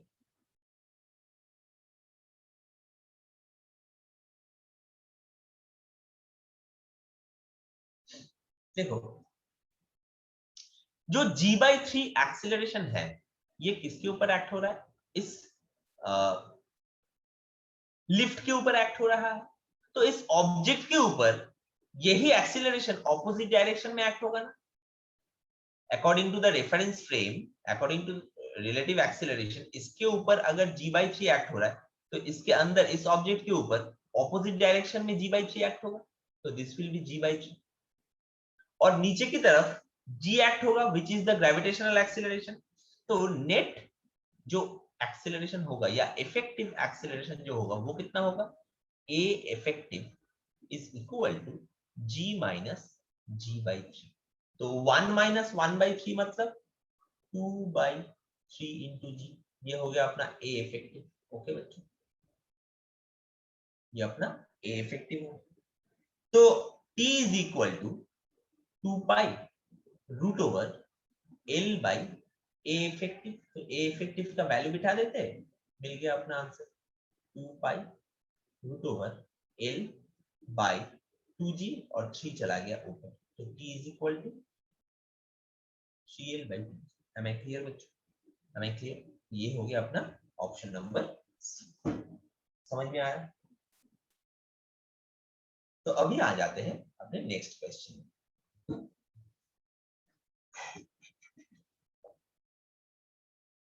question number 20। Question number 20, question number 20 में यहाँ पे क्या कहा गया है देखो,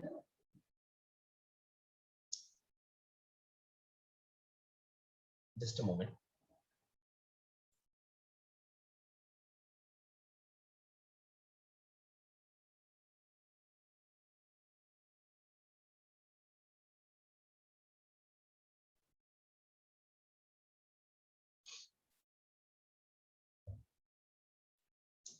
क्या कहा जा रहा है यहाँ पे? The function sine square omega T represents, okay, यहाँ पर एक फंक्शन है साइन स्क्वायर ओमेगा टी, तो ये साइन स्क्वायर ओमेगा टी क्या क्या रिप्रेजेंट कर रहा है? ओके, देखो अगर हम लोग इस ग्राफ को ड्रॉ करें ना,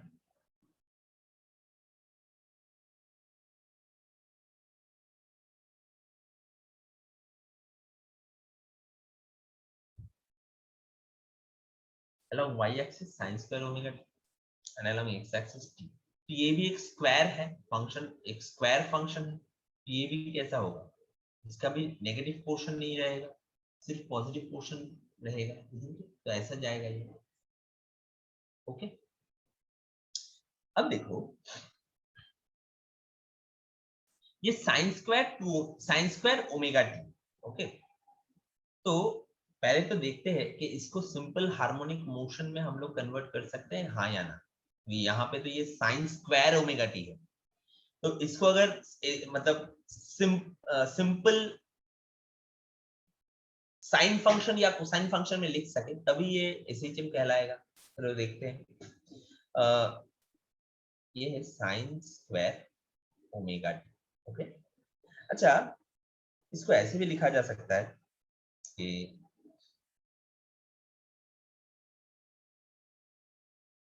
हाफ इनटू, या अच्छा चलो ऐसा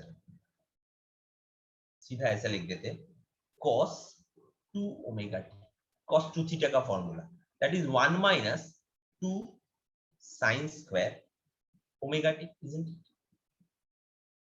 2 साइन स्क्वायर ओमेगा टी। अब देखो 2 sine square omega t is equal to क्या हो जाएगा? 1 माइनस cos 2 ओमेगा टी, तो sine square omega t will be equal to 1 minus cos 2 omega t divided by t। अब देखो तो ये तो ऐसे आ गया है, ऐसा एक फंक्शन आ गया है, तो ऑब्वियसली ये तो सिंपल हार्मोनिक मोशन का फंक्शन नहीं है, isn't it? Not इस लेकिन यहाँ पे कोसाइन फंक्शन है, मतलब ये एक पीरियोडिक फंक्शन होगा। अब देखो यहाँ पे जो इसका फ्रीक्वेंसी है that is 2 omega, isn't it? तो हम लोग अगर ऐसे लिखे कि omega not is equal to 2 omega, अब ओमेगा नॉट का वैल्यू क्या है? Omega not is 2 pi by t, 2 pi by t and that is equal to 2 omega, तो 2 और 2 कट गया, तो omega will be equal to what? Pi by T, तो ये हो गया उसका फ्रीक्वेंसी। ओके, तो कौन सा ऑप्शन होगा? देखो ऑब्वियसली नॉट सिंपल हार्मोनिक और with period t is equal to, यहाँ पे पीरियड अगर निकाले तो पाई बाई ओमेगा कर देंगे, तो t is equal to pi by omega, तो ऑप्शन नंबर ए हो जाएगा। ओके, क्लियर बच्चों? आ जाते हैं नेक्स्ट क्वेश्चन में, हमारे पास टाइम कम है, क्वेश्चन अभी भी 10।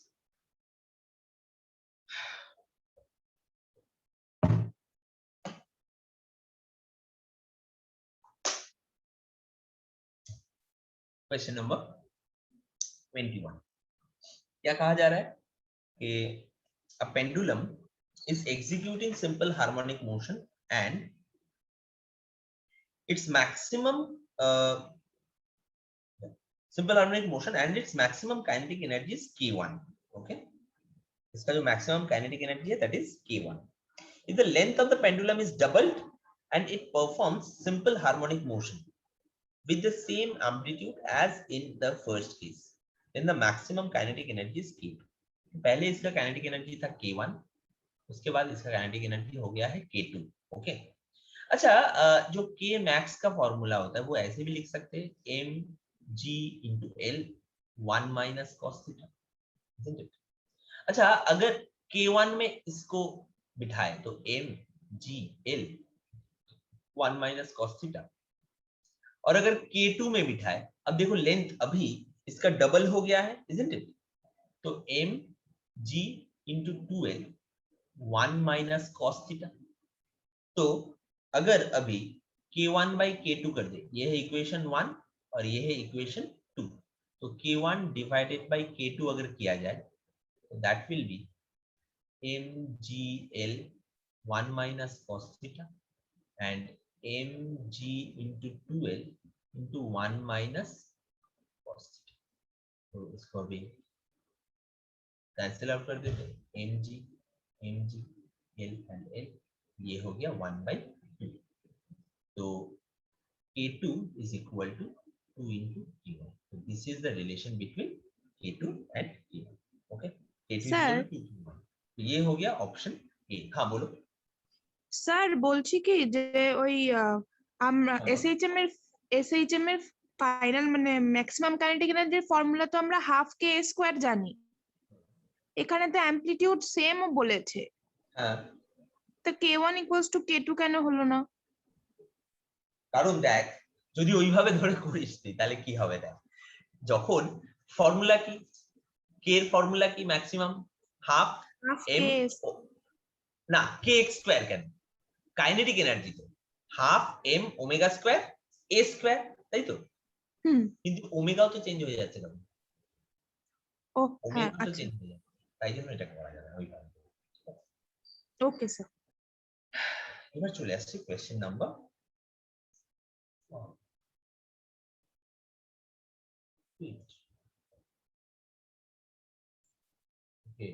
জুমে অনলি 20 পেজ ইউজ করা যায়, তারপরে কি ইয়ে করে করে ইরেজ করে করে করবো।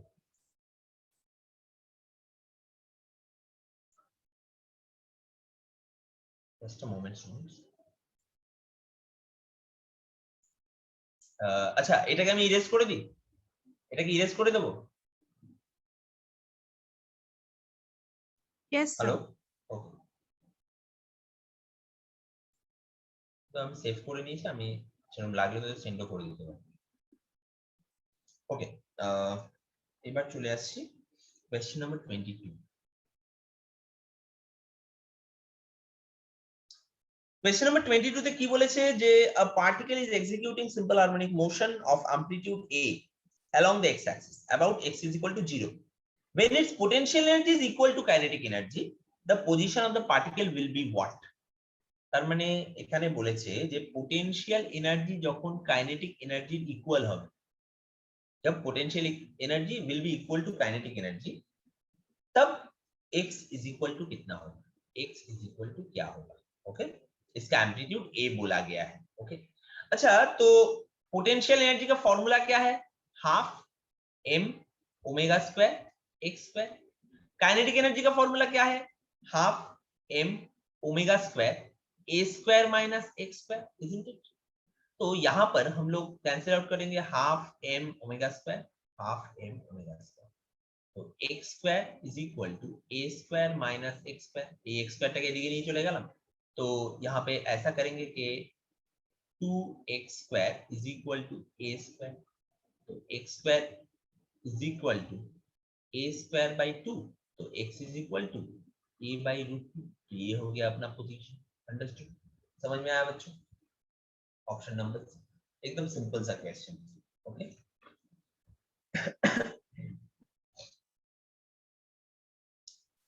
अभी मैं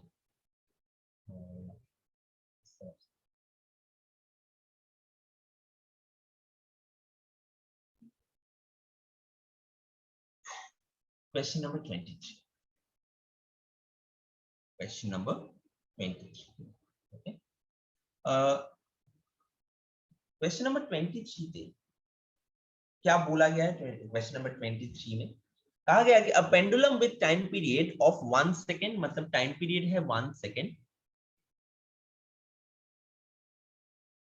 is losing energy at certain time, its energy is 45 joule। okay, तभी इसका एनर्जी था 45 joule. if after completing 15 oscillation, तो नंबर ऑफ ऑसिलेशन क्या है 15, its energy has become 15 joule, तो अभी एनर्जी घट के हो गया है 15 जूल। तो पहले अगर E था 45 जूल, तो अभी E प्राइम हो गया है 15 joule. its damping constant is how much? okay, what is its damping constant? तो देखो यहाँ पे हम लोग ऐसे करेंगे, डैम्पिंग कांस्टेंट मतलब d by m, ये हमें निकालना पड़ेगा। तो देखो ये फॉर्मूला हमें पता है कि a is equal to a not into e to the power minus b into t by 2m, isn't it? अब देखो e is equal to half k a not square e to the power minus dt by m। Okay, আমি এখানে বসিয়ে দিই। তাহলে then अब देखो यहाँ पे ये हो गया 15, ये हो गया 45 e to the power minus number of oscillation मतलब 15, तो b into 15 divided by m। अब देखो यहाँ के 15 3 is 45, तो 1 by 3 is equal to e to the power minus 15b by m। तो इसको अगर रेसिप्रोकेट करें तो 3 is equal to e to the power plus 15b by m हो जाएगा। बोथ साइड को अगर लॉग ले ले, लॉग बेस e मतलब ln, ओके, तो लॉग बेस e यहाँ पे क्या हो जाएगा 3, और यहाँ पे पावर बैठ जाएगा 15b डिवाइडेड बाई m। तो इस 15 को अगर मैं इस तरफ लेकर आ जाऊं तो b by m will be equal to 1 by 15 ln। ये हो गया अपना b बाई m का वैल्यू, ओके, डैम्पिंग कांस्टेंट। तो ऑप्शन नंबर डी हो। ओके बच्चों, समझ में आया? अभी आ जाते हैं नेक्स्ट क्वेश्चन में।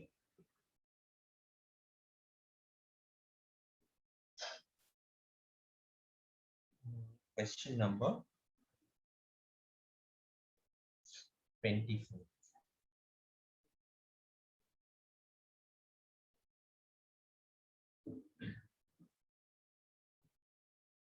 क्वेश्चन नंबर 24 में क्या कहा गया है कि a particle of mass m executes simple harmonic motion with amplitude a and frequency nu. Okay, the average kinetic energy during its motion from the position of equilibrium to end is how much? Okay, तो यहाँ पे देखो simple ऐसे करेंगे, x is equal to a cos omega t plus phi। Okay, अच्छा ऐसे पकड़ लेते हैं कि phi is equal to 0। Okay, तो x is equal to क्या हो जाएगा a cos omega t, x is equal to a cos omega t हो जाएगा। अब देखो यहाँ पे अगर मैं v वेलोसिटी निकालने की कोशिश करूं, v is dx dt, ये क्या हो जाएगा minus a omega sine omega t, अपना v आ गया। तो अब अगर काइनेटिक एनर्जी निकालने की कोशिश करो तो kinetic energy k is equal to half m v square, तो हाफ इंटू m, v मतलब इसका होल स्क्वायर मतलब a square omega square sine square omega t। Okay, अब देखो यहाँ पे हमें बोला जा रहा है कि average kinetic energy during its motion from the position of equilibrium to the end. तो एवरेज काइनेटिक एनर्जी निकालने के लिए बोला जा रहा है कि एवरेज। ओके, तो यहाँ पे देखो हम लोग क्या करेंगे, half m a square omega square, ये सब कुछ कांस्टेंट है, तो साइन स्क्वायर ओमेगा t सिर्फ यही वैरी करेगा। ओके, तो इसका एवरेज करेंगे। And let me tell you students, अगर तुम साइन स्क्वायर थीटा को एवरेज करो तो आ जाता है हाफ। ओके, तो ये भी हो जाएगा 1/2 मतलब half m a square omega square into 1/2। तो ये हो गया 1/4 m a square. Omega is equal to क्या है, omega is equal to 2 pi into nu angular frequency, तो 4 पाई स्क्वायर न्यू स्क्वायर, तो यहाँ पे 4 और 4 कट गया, तो k average will be equal to m a square pi square nu square. This will be the k average. Okay बच्चों, तो pi square m a square pi square nu square, m a square pi square nu square, मतलब option number B. Okay, अब आ जाते हैं next question में।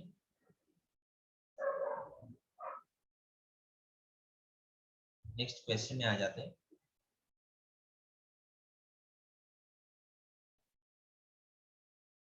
Question number 25। क्या कहा गया है क्वेश्चन नंबर 25 में कि starting from the origin a body oscillates simple harmonically with a period 2 second. तो टाइम पीरियड कितना है? 2 सेकंड है। After what time will its kinetic energy be 75% of its total energy. मतलब T इज इक्वल टू कितना होगा जब kinetic energy will be equal to 75% of total energy। okay? अब देखो काइनेटिक एनर्जी का फॉर्मूला क्या है? Half m omega square a square minus x square. 75% मतलब 75/100, तो ये हो गया 3/4 इंटू टोटल एनर्जी मतलब half m omega square a square. तो half m omega square cut गया, तो अगर इसको क्रॉस मल्टीप्लाई कर दे तो यहाँ पे ये हो गया 4a square minus 4x square is equal to 3a square. Okay, तो ये हो गया अपना a square is equal to 4x square. Am I clear बच्चों, समझ में आया? तो x square is equal to a square by 4, तो x is equal to plus minus a/2। Okay, तो ये हो गया अपना x। लेकिन t क्या है? तब t कितना होगा उस टाइम पे? t क्या होगा? तो देखो अपने पास x is equal to a sine omega t, general formula ये है। तो x की जगह पर चलो a/2 बिठा देते हैं, x के जगह पर a/2 बिठा देते हैं is equal to a sine omega मतलब 2 pi by capital T into small t। Okay, अब देखो कैपिटल T का वैल्यू क्या है? 2 सेकेंड, वो बिठा देता हूं। यहाँ पे a और a कट गया, तो 1/2 is equal to sine 2 pi by 2 into t। तो 2 और 2 भी कट जाएगा, तो यहाँ पे हो गया साइन पाई इंटू t, और ये हो गया हाफ। अब देखो हाफ का वैल्यू क्या होता है? साइन 30 डिग्री, मतलब साइन π/6। तो यहाँ पे साइन, दोनों ही साइन फंक्शन है, तो तुम ऐसा लिख सकते हो कि π/6 is equal to pi into t. तो पाई और पाई कट गया, तो t इज इक्वल टू 1/6 हो गया। 1/6। ओके, समझ में आया? Yes sir. तो ये था ऑप्शन नंबर 2। चलो देखना अगर एक दो क्वेश्चन किया जाए।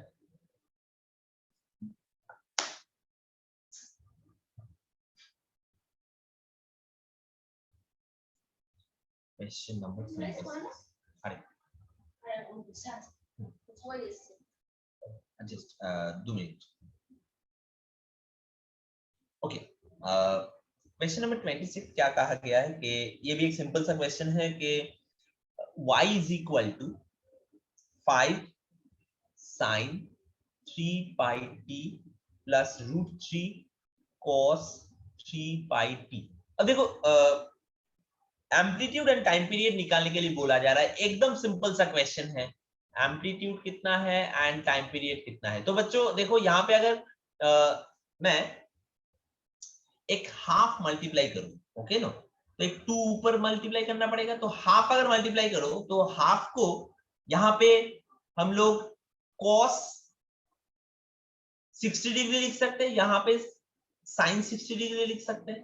तो इसको साइन a प्लस बी इस फॉर्मूला में हम लोग लिख सकते हैं। तो एक बार में मैं यहाँ पे कर रहा हूं 10 sign 3 pi t plus π/3। Okay, तो ये ऐसा हो जाएगा, इस फॉर्म में आ जाएगा। कैसे किया मैंने? 2/2 कर दिया, यहाँ पे ऊपर भी 2 नीचे भी 2। तो ये हाफ अगर अंदर चला जाए तो हाफ को यहाँ पे cos 60 डिग्री कर दिया, यहाँ पे sin 60 डिग्री कर दिया। ओके, तो sin a प्लस b के फॉर्मूला होगा, तो y is equal to a sin omega t plus. Okay, तो सिंपली यहाँ पे a इज इक्वल टू 10 हो जाएगा and omega is equal to 3 into pi हो जाएगा। अब देखो omega is equal to 2 pi by T, तो वो हो जाएगा 3 पाई, तो पाई और पाई कट गया, तो t is equal to 2 by 3 हो गया। ओके, इतना सेकंड, तो a is equal to 10 and t is equal to 2 by 3। Okay बच्चों, समझ में आया? तो ये हो गया अपना option number A. Okay, option number. Okay, अब आ जाते हैं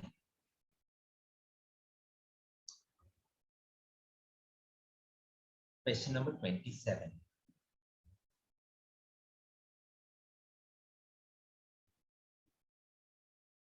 question number 27। Okay, question number 27 में बच्चों क्या कहा गया है?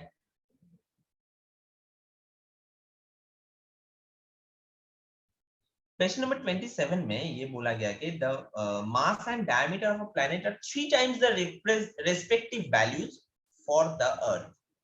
तो किसी दूसरे प्लैनेट का रेडियस भी 3 टाइम्स है एंड मास भी 3 टाइम्स। ओके, अब देखो हमें ये तो पता है कि जो ग्रेविटेशनल एक्सीलरेशन का फॉर्मूला होता है 4/3 पाई जी आर इंटू रू। ओके, तो अब देखो यहाँ पे अगर हम लोग उस प्लैनेट का और अर्थ का ग्रेविटेशनल एक्सीलरेशन का कंपैरिजन करें, क्योंकि देखो रेडियस भी 3 टाइम्स हो रहा है, तो वो क्या होगा, g e by g is equal to 1/3 हो जाएगा। ओके, और देखो हमें पता है g is equal to gm by R square, isn't it? तो यहां पे अगर हम लोग जीई बाई, मतलब अगर ऐसा कर दे,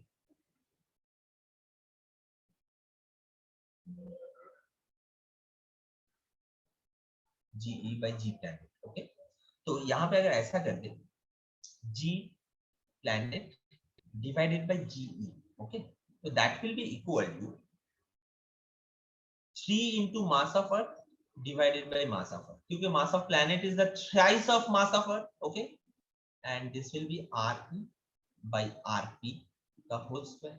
ओके, अब देखो re by rp ये क्या हो जाएगा, 1/3 हो जाएगा, क्योंकि rp is 3 times than re, तो ये क्या हो गया, me कट गया, 3 into 1/3 का होल स्क्वायर, तो 3 into 1/9, 3 3 is 9, तो 1/3 हो गया। ओके, तो as we know कि टाइम पीरियड is 1/√g, तो यहाँ पे tp by te will be equal to root over ge by gp। Okay, तो यहाँ पे ge by gp मतलब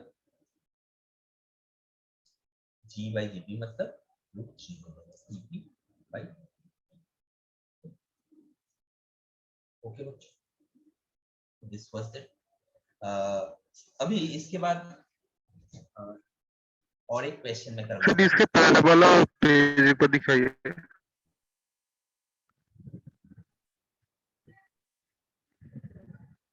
थोड़ा जल्दी। अब देखो ये लास्ट क्वेश्चन दिखाऊंगा मैं, ठीक है? Question number 28। স্যার বল। স্যার বলছে ড্যাম্পড অসিলেশন আর ওইগুলো কি করতে হবে ওর ফর্মুলা গুলো? অবভিয়াসলি নিচে একদম এই লেভেলের কোশ্চেন্স ভীষণ ভাবে আসবে, ঠিক আছে? একদম সিম্পল এর উপর কোশ্চেন্স অবভিয়াসলি আসবে। ঠিক ওকে, আছে। আচ্ছা, কি বলছে, a damped harmonic oscillator has a frequency of 5 oscillations per second। ওকে, তো ফ্রিকোয়েন্সি হচ্ছে 5 oscillations per second। The amplitude drops to half its value for every 10 oscillation। Okay, for every 10 oscillation, the time it will take to drop 1/1000 of the original amplitude is close to 1. Okay? अच्छा আমরা what we can write, time period is 2 seconds. अब देखो t 2 to the power अगर 10 लिखे तो that will be 1024, isn't it? तो यहाँ पे अगर small t is equal to 10 into t लिखे तो that will be 20 second. Okay, तो यहाँ पे क्योंकि t है 2, ओके, तो t is equal to 20 second हो जाएगा. ओके बच्चों, तो यहाँ पे मैं आज का ये सेशन खत्म कर रहा हूँ, ठीक है, क्योंकि already we are running out of time. Okay, तो यहाँ पे मैं खत्म कर रहा हूँ आज का सेशन. ओके, चलो bye then. Thank you sir. Sir वो पेज एक बार दिखाइए, एक बार शो करिए वो पेज. एक मिनट, मैं भेज ही दूंगा तुम्हें, ठीक है ना. सर मेरा हो ही गया है, बस एक सर आप बार ऑन ग्रुप कर में फिर दीजिए. भी एक बार सेंड कर दीजिएगा. हाँ ठीक है, सेंड कर दूंगा. मैं यहाँ पे सेव करके रख रहा हूँ, तो मैं सेंड कर दूंगा तुम लोगों को, ठीक है ना. सर बोल रहा हूँ कि सर वो जो 18 वाला क्वेश्चन है ना, वो तो हुआ नहीं, तो 18 हाँ 18 वाला क्वेश्चन भी मैं भेज दूंगा, ठीक है ना. ओके ओके सर, चलो बाय. Thank you